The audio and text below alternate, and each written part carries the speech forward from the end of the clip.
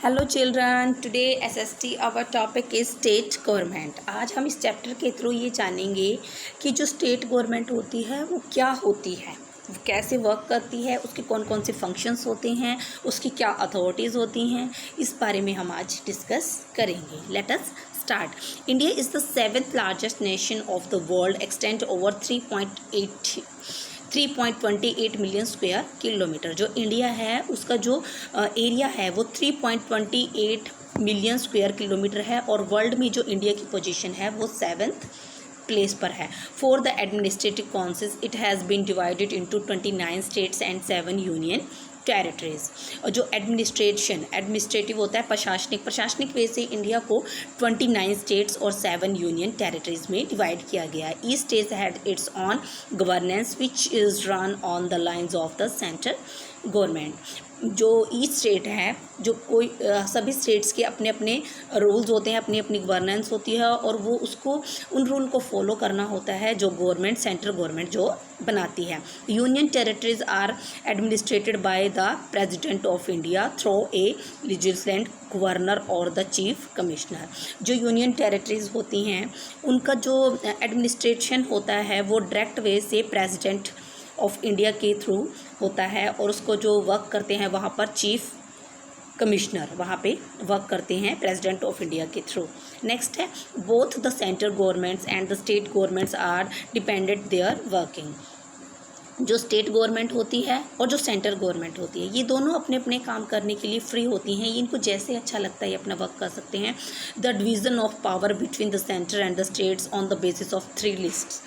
जो central government है और जो स्टेट गवर्नमेंट है वो कैसे वर्क करेंगे, वो कौन कौन से फंक्शंस पे वर्क करेंगी, जैसे एजुकेशन है, रोड मेकिंग है, स्कूलिंग है, इन सब के अलग अलग होते हैं ये फंक्शंस। तो कौन से पार्ट पे कौन सी गवर्नमेंट वर्क करेगी इसको डिवाइड किया गया है 3 लिस्ट में। फर्स्ट है यूनियन लिस्ट, सेकंड है स्टेट लिस्ट एंड थर्ड है कॉन्करेंट लिस्ट। जो यूनियन लिस्ट होती है उसको बोलते हैं संघ सूची, उसमें होते हैं 97 सब्जेक्ट। जो स्टेट लिस्ट होती है यानी कि राज्य सूची, उसमें होते हैं 66 सब्जेक्ट और कॉन्करेंटली यानी कि समवर्ती सूची, इसमें होते हैं 47 सब्जेक्ट्स। नेक्स्ट है स्टेट लेजिस्लेचर, मतलब विधान सभा। स्टेट मतलब स्टेट की जो विधान सभा होती है वो कैसे वर्क करती है इसके बारे में हम जानेंगे। In most states the legislature has only 1 house, legislative assembly. जो मोस्ट ऑफ स्टेट्स हैं उनमें लेजिस्लेचर में, विधानसभा में ओनली 1 हाउस, एक ही हाउस होता है लेजिस्लेटिव असेंबली, जिसको हम विधानसभा कहते हैं। ओनली 6 स्टेट्स, और 6 स्टेट ऐसी हैं Uttar Pradesh, Bihar, Maharashtra, Karnataka, Jammu and Kashmir, Andhra Pradesh have 2 houses. वहाँ पर 2 हाउस होते हैं।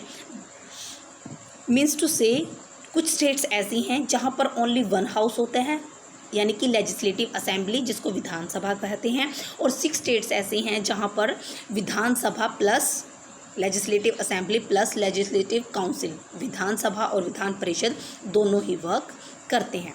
नेक्स्ट है लेजिस्लेटिव असेंबली। अब हम पढ़ेंगे कि लेजिस्लेटिव असेंबली क्या होती है, कैसे वर्क करती है। The number of members in an assembly depends on the population of the states. जो ये असेंबली होती है लेजिस्लेटिव असेंबली, इसके जो मेंबर्स हैं वो इस बात पर डिपेंड करते हैं कि उस स्टेट की पॉपुलेशन कितनी है। However the minimum strength is 60 and the maximum can not be more than 500। किसी भी जो ये लेजिस्लेटिव असेंबली होती है इसकी जो स्ट्रेंथ है, जो इसके मेंबर है, वो मिनिमम 60 हो सकते हैं और मोर देन 500 से ज़्यादा नहीं हो सकते, 60 से कम नहीं हो सकते। Its member are directly elected by the people. और जो इसके मेंबर्स होते हैं वो डायरेक्ट वे से इलेक्शन के थ्रू इलेक्ट होते हैं। The minimum age to be members of the legislative assembly is 25 years. कहने का मतलब ये है कि लेजिस्लेटिव असेंबली का मेंबर बनने के लिए एज मिनिमम 25 ईयर्स होनी चाहिए। अगर 25 ईयर्स से कम आपकी एज है तो आप एलिजिबल नहीं हो लेजिस्लेटिव असेंबली का मेंबर बनने के लिए। Some seats are reserved for scheduled caste and scheduled tribes. कुछ सीट्स होती हैं जो रिजर्व होती हैं शेड्यूल कास्ट के लिए और शेड्यूल ट्राइब्स के लिए, SC और ST के लिए। नेक्स्ट है लेजिस्लेटिव काउंसिल, विधान परिषद। पहले हमने पढ़ा लेजिस्लेटिव असेंबली विधानसभा के बारे में, अब हम पढ़ेंगे विधान परिषद के बारे में। The legislative council is a permanent house which can not be dissolve. जो लेजिस्लेटिव काउंसिल होती है विधान परिषद, ये एक परमानेंट हाउस होता है, इसको कभी भी डिजॉल्व नहीं किया जाता, भंग नहीं किया जाता। The term of its member is 66 years. जो इसके मेंबर्स होते हैं वो 6 ईयर्स के लिए इलेक्टेड होते हैं, but 1/3 of its member retire after 2 years. और जो इसके मेंबर होते हैं 1/3 पार्ट, लेजिस्लेटिव काउंसिल का 1/3 पार्ट जो मेंबर हैं वो हर 2 साल के बाद रिटायर्ड हो जाते हैं। They are replaced by newly elected members, और उसकी जगह नए इलेक्टेड मेंबर्स आ जाते हैं। The Vidhan Parishad elects it's chairman and deputy chairman from among its members. और जो विधान परिषद होती हैं, जो इसके इलेक्टेड पर्सन होते हैं, उन्हीं में से एक चेयरमैन और एक वाइस चेयरमैन, डिप्टी चेयरमैन को मेंबर बनाया जाता है। The minimum age to be members of council is 30 years. कहने का मतलब ये है कि जो लेजिस्लेटिव काउंसिल है इसका मेंबर बनने के लिए एज कम से कम 30 ईयर्स होनी चाहिए। अगर 30 ईयर से कम है तो आप एलिजिबल नहीं हो। अब जो लेजिस्लेचर है, विधानसभा है, उसके 2 पार्ट्स हैं, लेजिस्लेटिव असेंबली और लेजिस्लेटिव काउंसिल। अब ये दोनों वर्क कैसे करती हैं इसके बारे में हम पढ़ेंगे। Functions of state legislature, it makes laws for the states on the subject mention in the state list and concurrent list. हमने पहले 3 लिस्ट पढ़ी थी। फर्स्ट थी union list, state list and concurrent list. जो स्टेट लिस्ट और concurrent list में जो subjects आते हैं उन पर स्टेट गवर्नमेंट वर्क करती है। इट पासिस एनुअल बजट, वो एनुअल बजट बनाती है अपनी स्टेट के लिए कि पूरे साल में कहाँ कहाँ कैसे कैसे उसको जो मनी है उसको यूटिलाइज करना है। It keeps a check on the councils of ministry of the state. Money bills can be introduced in the legislative assembly. जो मनी बिल होते हैं वो सबसे पहले लेजिस्लेटिव असेंबली यानी कि विधानसभा में उसको रखा जाता है। व्हेन ए बिल पास, जब बिल पास हो जाता है बाय द स्टेट लेजिस्लेचर, मतलब दोनों असेंबलीज में जब बिल को पास कर दिया जाता है, it sent for the governor for consent, तो उसको गवर्नर के पास भेजा जाता है कंसेंट के लिए, उसको एग्री करने के लिए कि वो उसको बिल को पास कर दें, सहमति के लिए भेजा जाता है गवर्नर के पास। नेक्स्ट है गवर्नर। अब हम जानेंगे कि गवर्नर क्या होता है, कैसे वर्क करता है। द गवर्नर आयर राज्यपाल is appointed by the president of India for 5 years. जो गवर्नर होता है उसको हम बोलते हैं राज्यपाल, स्टेट लेवल पर उसको राज्यपाल बोला जाता है, और उसको अपॉइंट करता है जो प्रेसिडेंट ऑफ इंडिया, जो इंडिया के प्रेसिडेंट होते हैं वो उसको अपॉइंट करते हैं 5 ईयर्स के लिए। Normally the governor does not belong to the state where he appointed. Normally क्या होता है, जो गवर्नर होता है जिस स्टेट में उसको अपॉइंट किया जाता है वो उस स्टेट का व्यक्ति नहीं होना चाहिए, उस स्टेट का पीपल नहीं होना चाहिए। The state administrator is called out the name of governor whereas real power lies with the chief minister and his chief council ministry. जो चीफ मिनिस्टर होता है और उसकी जो चीफ काउंसिल मिनिस्ट्री होती है, मतलब जो उसके मेंबर्स होते हैं, पदाधिकारी होते हैं, उनकी तरफ से ये नेम मेंशन किए जाते हैं, और फिर गवर्नर जो चीफ मिनिस्टर है वो उसको फाइनलाइज कर देता है और वो जो गवर्नर है वो अपॉइंट हो जाता है। नेक्स्ट है पावर क्या होती है गवर्नर की। The power of governor, governor appoints the leaders of the majority party और the coalitions of the chief ministers. Governor appoints करता है लीडर्स को, जो मेजॉरिटी पार्टी यानी कि जिसको सबसे ज़्यादा वोट मिले होते हैं उसके जो मेंबर होते हैं उनको वो लीडर अपॉइंट करता है, चीफ, और जिसको चीफ मिनिस्टर की सहमति से। नेक्स्ट है seats of ministry also appointed by him और advance on the chief minister. जो सीट्स होती हैं वो रिजर्व होती हैं और उनको वो एडवाइस देता है of the chief ministers, chief minister की सहमति से वो उनको एडवाइस देता है। All appointments to high officers is the state are made by governor.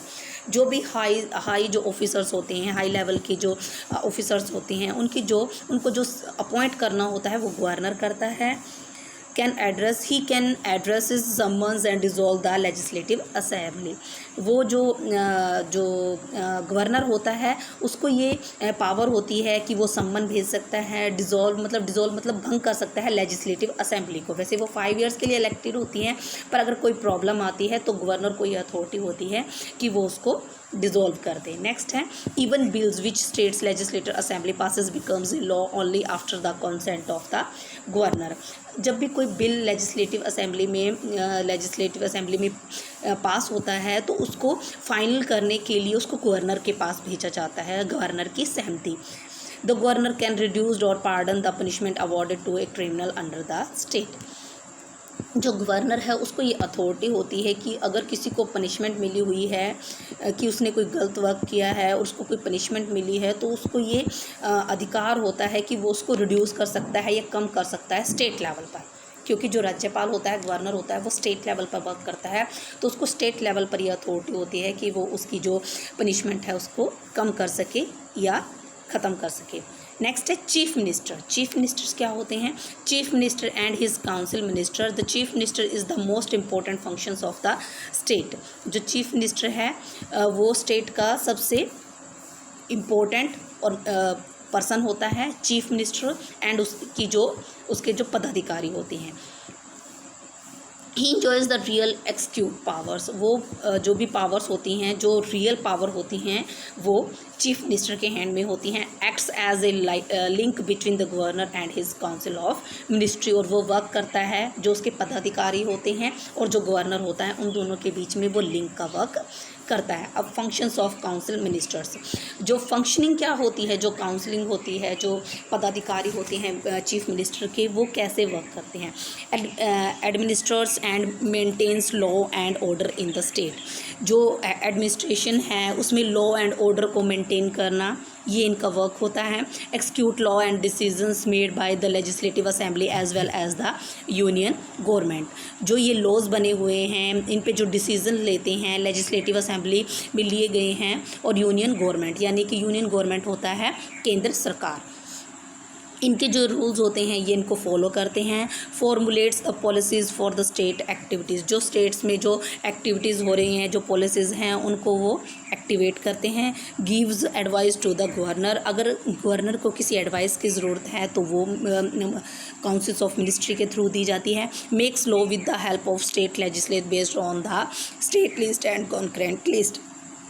अगर ये दो टॉपिक हैं, स्टेट लिस्ट और कॉन्करेंट लिस्ट, अगर इनसे रिलेटेड कोई भी लॉ बनाना है तो वो लेजिस्लेटर के थ्रू बनाया जाता है। नेक्स्ट है यूनियन टेरिटरीज़। यूनियन टेरिटरीज़ क्या होती हैं? यूनियन टेरिटरीज़ मतलब केंद्र शासित प्रदेश, जो सेंट्रल गवर्नमेंट के अंडर आते हैं। दे आर, वो कौन कौन से हैं?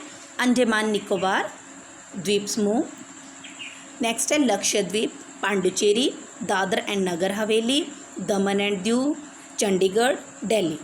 ये जो है ये यूनियन टेरिटरीज़ हैं और ये डायरेक्ट सेंट्रल गवर्नमेंट के अंडर वर्क करती हैं। Such areas is small in size and population with exception Delhi the capital of India. इनकी जो साइज़ है, जो एरिया है, इनका स्मॉल होता है और इसमें इनका एरिया स्मॉल है और साइज़ भी इनका स्मॉल होता है। यहाँ की पॉपुलेशन भी कम होती है। एक्सेप्शन मतलब जो दिल्ली है उसको हम छोड़ देंगे क्योंकि दिल्ली की पॉपुलेशन बहुत ज़्यादा है और जो कैपिटल है इंडिया की, it is now called national capital territory of Delhi. इसको हम बोलते हैं national capital territory of Delhi. And the last is, अब हम ये जानेंगे कि ये प्रोसेस कैसे होता है। पहले कौन सी गवर्नमेंट है, फिर कौन सी है, फिर कौन सी है। आप देखेंगे सेंट्रल गवर्नमेंट सबसे पहले आती है। Central government for the whole nation, जो पूरे नेशन के वर्क को करती है, पूरे नेशन जिसके अंडर वर्क करता है। नेक्स्ट है, इसको आगे हम डिवाइड करते हैं सेंट्रल गवर्नमेंट को।